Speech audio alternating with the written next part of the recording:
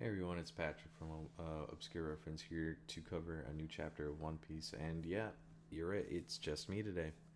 Between the last chapter and this one, our good friend John has had his first child, so he'll be out for the foreseeable future. He'll come back here and there, but for the moment, he is out and being a dad because that's obviously way more important than any of this. So in the comments, if you want to send your sweet nasty hello to him, that'd be great.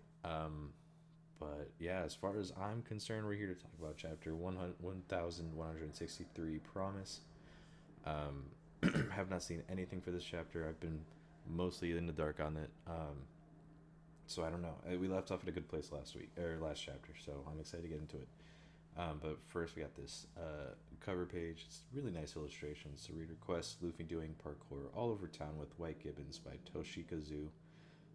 Yeah, we haven't had a read request in a minute. We've been in Yamato's cover story since Egghead, which I didn't realize until I went back and looked at some chapters for Egghead. And yeah, it's been a minute, and I didn't expect to have another cover story right after that. I think it'll be a minute before we get another one. And if I had to guess, I think it'll be about the Vegapunk chimera that we saw at the end of Egghead. I think it'll be following that. But we're not going to get that for a little bit. I don't think, at least. I think it'll start before the end of Elbaf because I think we're going to be in Elbaf for a minute, but that's a whole different discussion. Let's get into it. Remember, we had all the heavy hitters in the center of the island. So I'm very... well... lay a mouse over to that window before I can do something like that. This is awkward. My desk is very cluttered right now, so that's why there's all the issues. Okay. So yeah, we see the form of Saint Saturn with Emu's shadow rising out of his back. You see all the Marines are looking at him like, Saint Saturn, why do you look like that? Are those devil fruit powers? And Emu just says, nuisances. And one of Saturn's claws comes out, and like a bunch of shadowy claws are like tendrils are like branching off of the main claw, and they're stabbing the Marines. That's brutal. Yeah, they're being like stabbed, and all the pirates are like, what? Why is it attacking the Navy? Whose side is it on?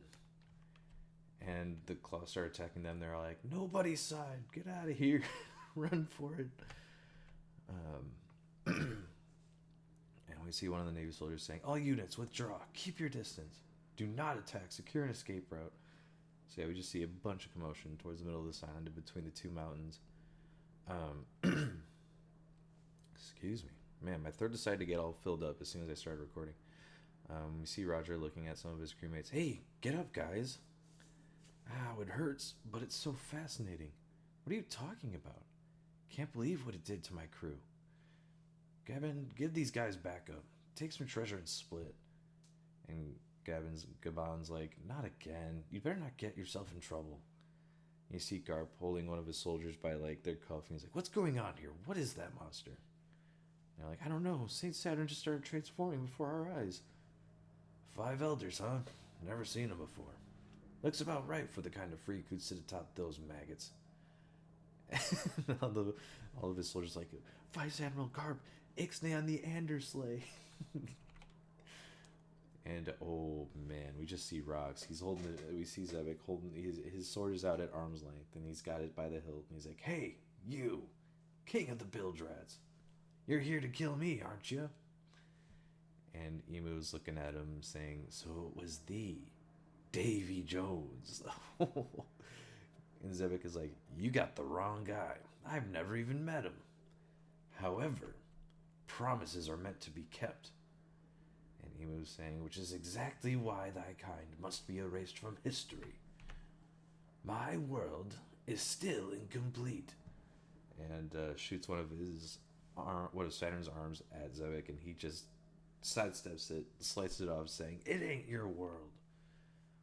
And all the Marines are like, "Look at Rocks. He dares attack Saint Saturn. Should we help, Rear Admiral?" And they're like, I don't. And Garp's like, "Of course we're helping out. Move it." Vice Admiral Garp, huh?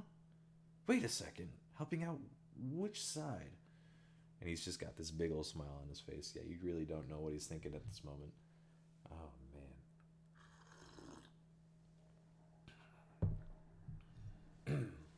We see elsewhere on the island that some soldiers are shooting at some pirates. Pirates are making off with the treasure.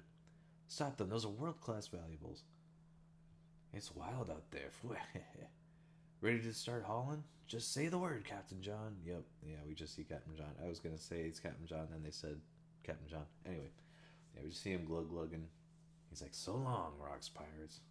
So that's probably the haul he has right there, if I had to guess, is probably Saint John's, Captain John's treasure that Buggy's so focused on.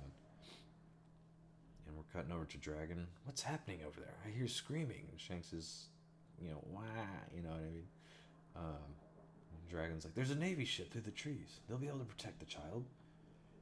And he's jumping over there. He's being pulled back. What is that? Oh. All the treasure chests start floating. Come back, treasure chests. All the metal's reacting to something. It's being pulled away from us. Excuse me. And we just see Big Eater. We see Captain John with his bottle saying, come to me, my treasures. That's Captain John's magnet power. So did he have kids fruit? Is that what I'm getting here? Huh. Alright, that's interesting. And then Roger's saying, move it. Let them figure that out. Roger. We see Guanxi here. I believe that's Guanxi, yeah. He's aiming something at Captain John. He's like, Sky Snake, red cannon. And fire something off at Captain John. He explodes.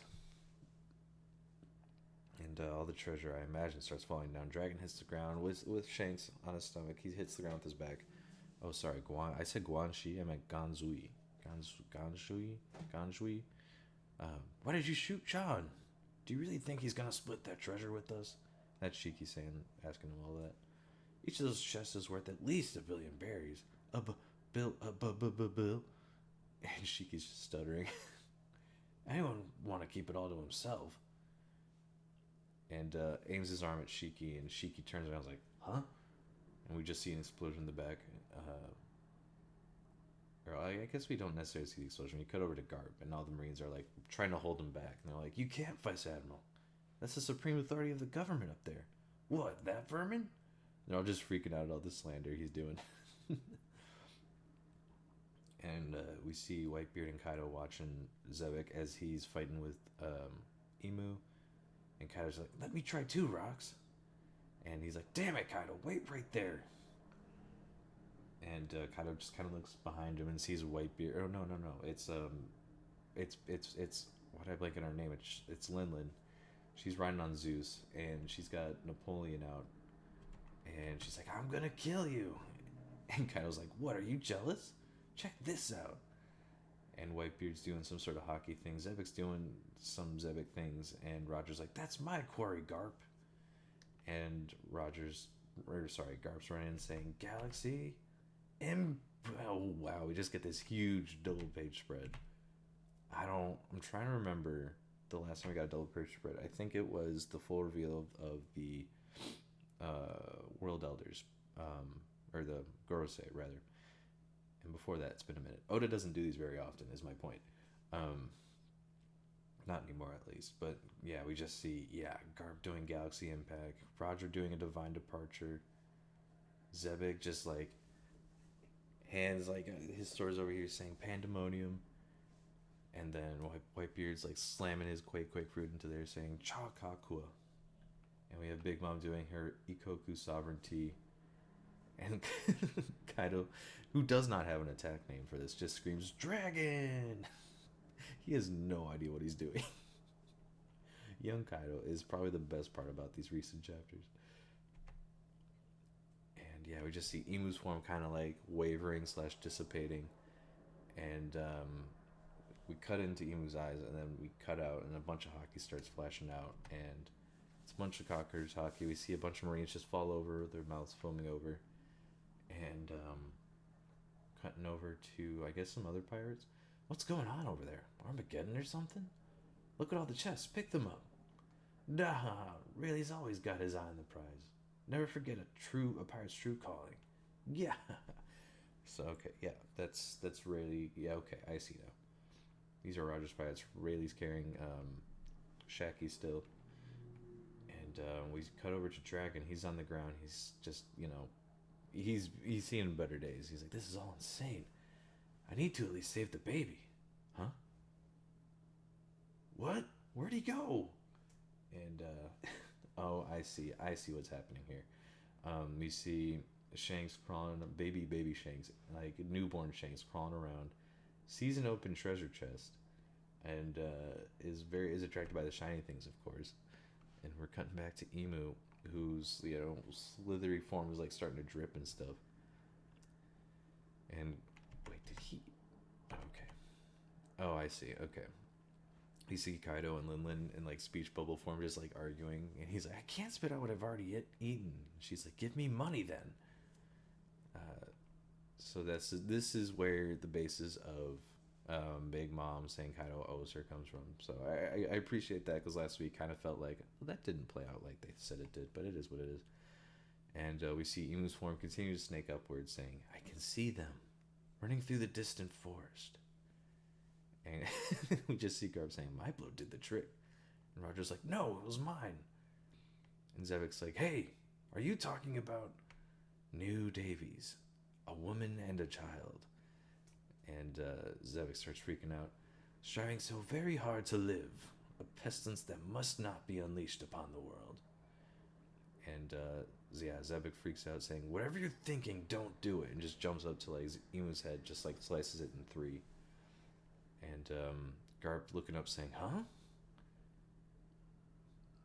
And wait, oh, okay, what? Okay. And Emu's looking at Zebek, saying, "Moo, I will do nothing." And has a couple of tendrils like going right through Zebek's heart, or his chest rather. And Zebek's like, "What is this? It doesn't even hurt." And Emu's saying, "Thou wilt end thy own bloodline. Slaughter thy wife and child." And Zebek's like, "What? Are you crazy? I'm not gonna." And he just says, "Domi reversi." And yeah, you just see his form starting to change, and he's just screaming. And we just cut to Eris and Teach running through the forest, and no idea what's about to befall upon them. And that's the end of the chapter. Chapter 1163. And are we on break next week? We are not. Fuck yeah. Okay. So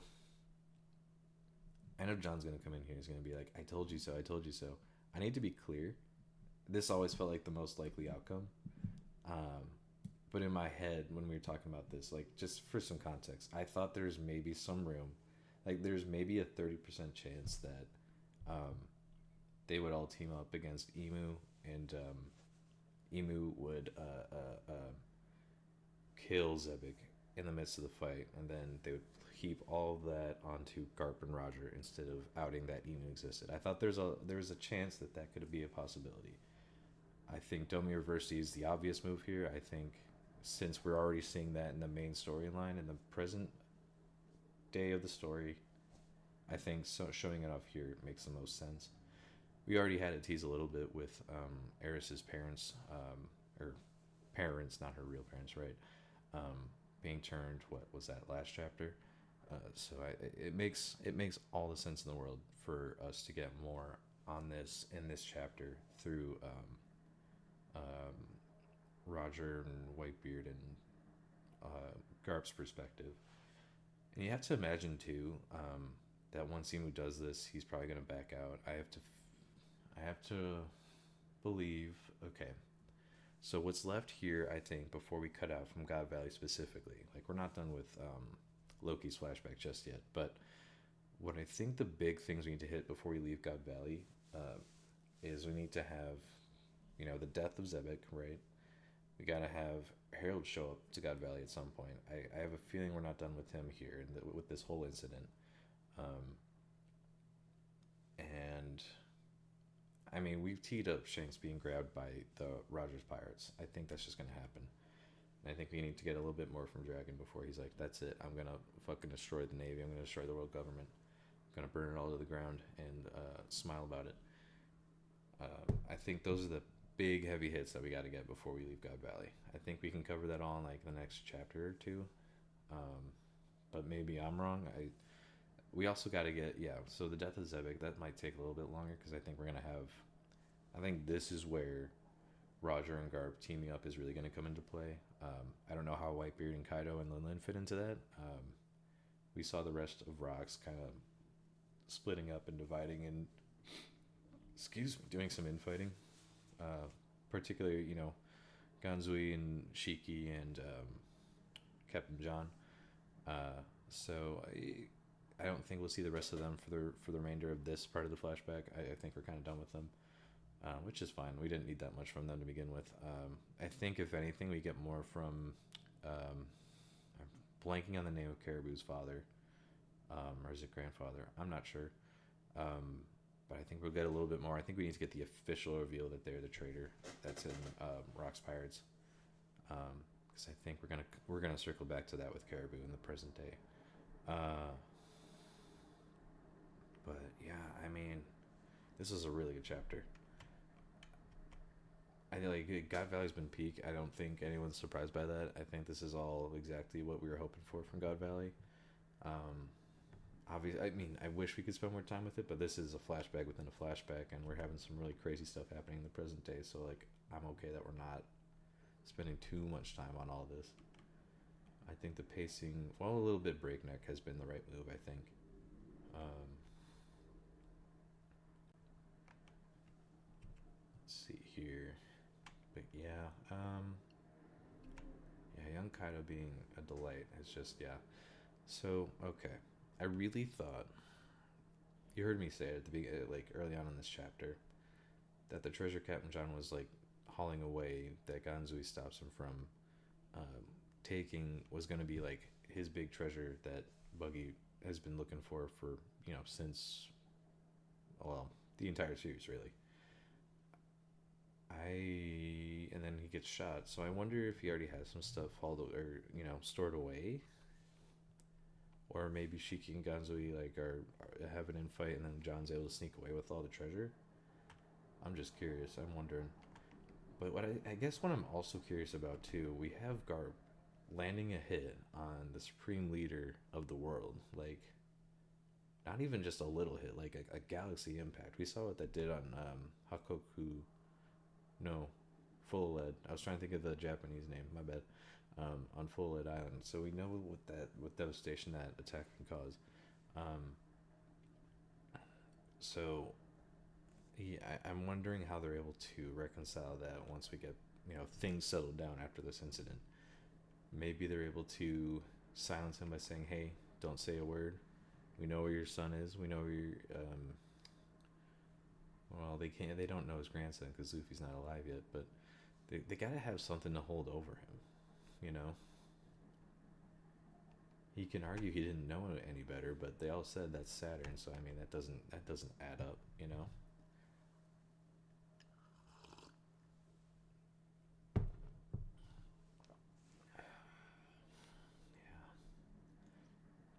And I will say something we've gotten a lot more of, specifically starting in Wano, is these characters that are in the past and they have abilities that we're familiar with in the present day. We've gotten it with Bardo's fruit. We've gotten it with Bon Clay's fruit. And now we have it with Kid's fruit. Um, I'm not sure if it's indicative of anything. I don't know if that's symbolic of anything.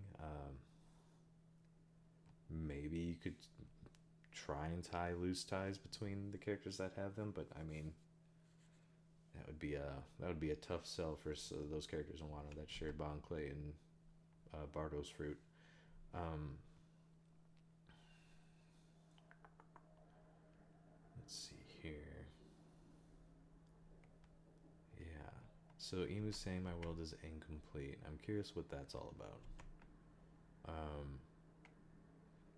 I mean, I have to imagine it's wiping out the D clan, the Jones clan, and the Buccaneers. We know those are on Emu's shit list. Um, we also have Emu calling Zebek Davy Jones. So I mean,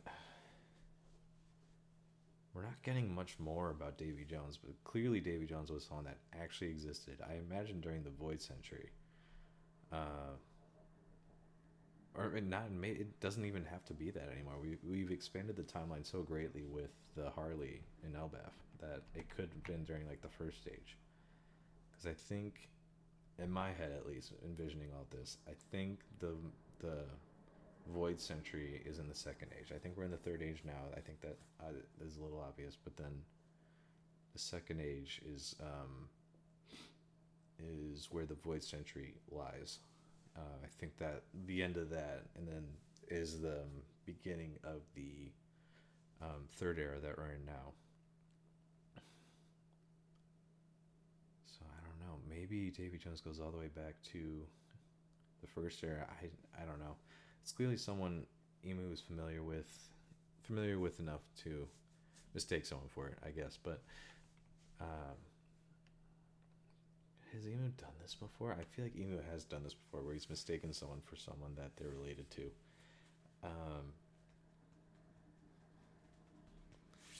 I know frick, man. I know Emu had something to do with the Nefertari family, with Lily, thinking that she was still alive, or I don't know. I forget. It's been so long since I read that chapter. Uh, yeah, I don't think there's been another time where he's mistaken anyone specifically, but I know he's definitely been like, I don't know. I feel like Emu's not all there mentally, is what I'm trying to get at here. So I mean, Emu is an interesting force to be reckoned with, and we're getting more here. Actually, I want to look at how he did the Domi Reversi, because it's supposed to be like the game Reversi, right? Where if you have like, or Othello if you're in America, I guess, you have like a black piece in the middle and then two white pieces on either side, then it flips over, right? I don't see that here. I'm wondering, because I thought that was the whole thing. Or did he have to? No, because when he did it in Elbaf to Dorian Bragi, all he did was just flip them over, like legitimately just flip them over. So how is he doing it like this in the air, rather? You know, I feel like we're bound to get some answers about Domi Reversi, and if there's a way to get past it. Um, Maybe there isn't. I don't know, but that would be kind of heartbreaking. But yeah, I mean, this is mostly just an action chapter. There's some implications that you could make here. Definitely fuel for different theories. I'm sure. I don't really have all that in my brain, so that's not my bag really. But yeah, Zebek looks enough like Davy Jones for Emu to mistake him for it. I don't know what to make of that. Genuinely don't know what to make of that. But I like how Oda's just able to like pull that out. It's like, oh yeah, Davy Jones, yeah, he's real. Yeah, remember those games that we played like 700, 800 chapters ago? Yeah, actually, the guy that's named after that those games are named after, that's a thing. Hey, remember Vanderdeck and shit? Yeah, that guy's real. Um, and like, we're gonna get more on it. I think Teach knows more than he's let on with all of this. And I'm wondering if it is this Davy Jones bloodline thing that has something to do with why Teach is able to use two devil fruits. That's my game theory. There, you heard it here first, folks. Probably not first, but I'm sure other people have thought of it.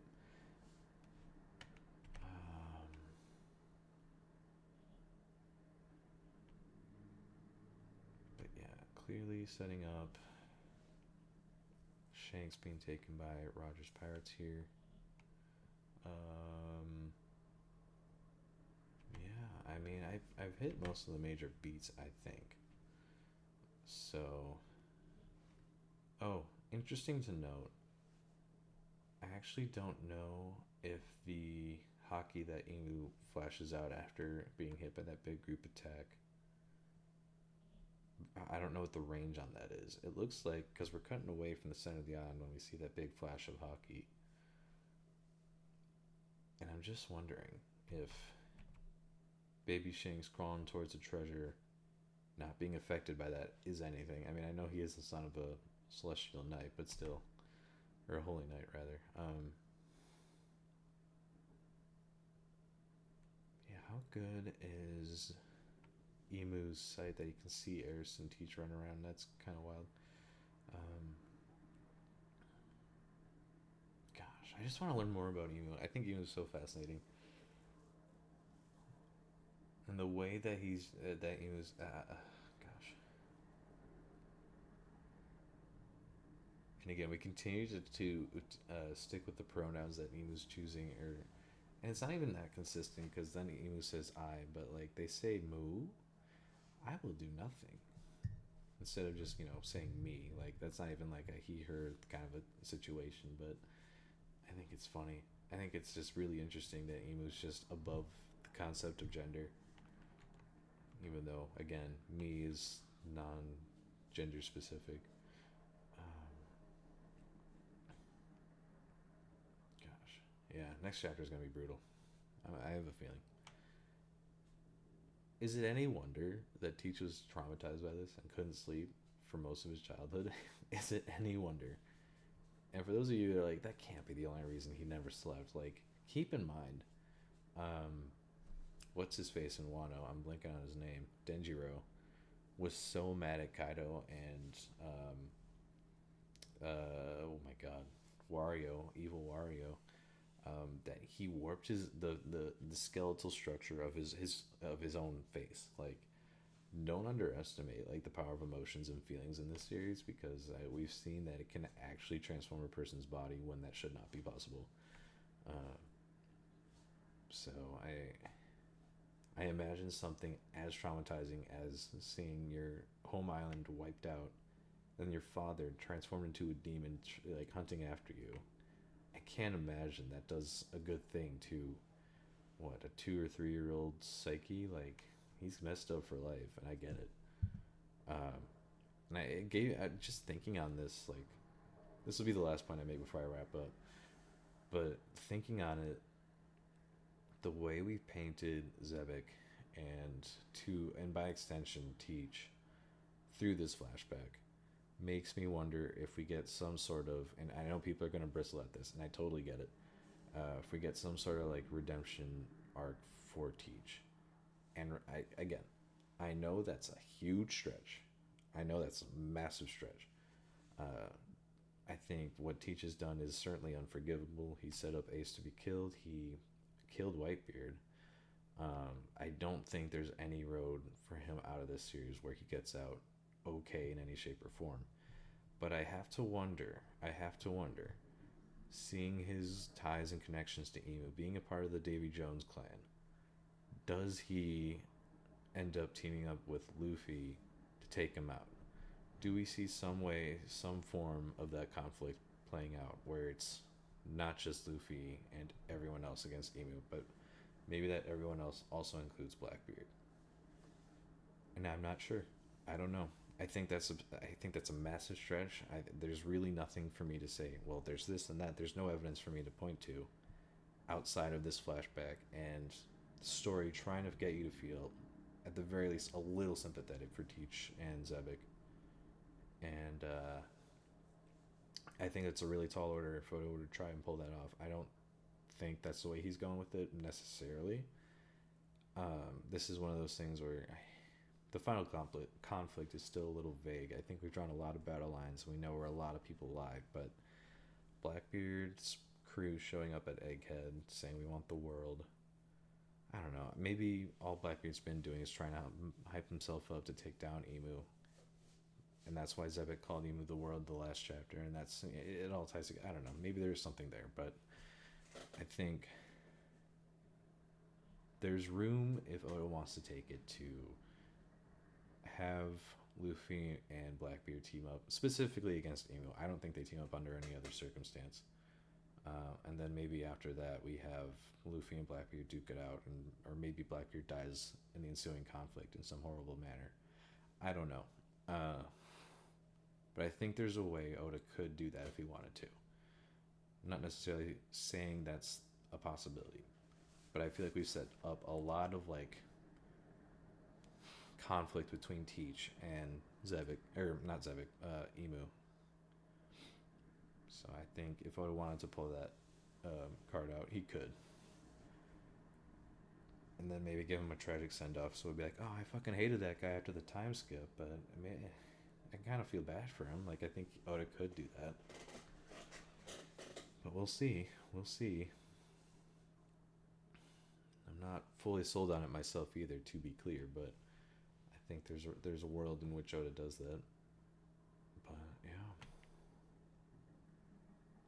A lot of good stuff, a lot of good characterization, a lot of just great dynamics. Garp and Roger being like, no, my blood did the trick. No, it was mine. When clearly neither of them did the trick, and he was still okay. So yeah, good stuff. Good stuff. I imagine we'll wrap up God Valley within the next couple of chapters, and we'll be here for that. Next week, I will be back at the very least. What is that? The first weekend of November? Yeah, I'll be here. So stay tuned for that. If you like what we do here, leave a like on the video, comment. Again, a huge shout out to John and his newborn son. Give him a hey, congrats in the comments there, and then after that, being like, also I think Reload Town is. I don't think East Blue is the prologue. That'll really cheer him up. But yeah, give me your theories in the comments, leave a like, subscribe, all that good stuff. Also, I have some cool stuff in the pipeline that we should be getting out pretty soon here. So stay tuned for all of that. But in the meantime, thank you for tuning in. Thanks for watching. I'll talk to you later. Bye-bye.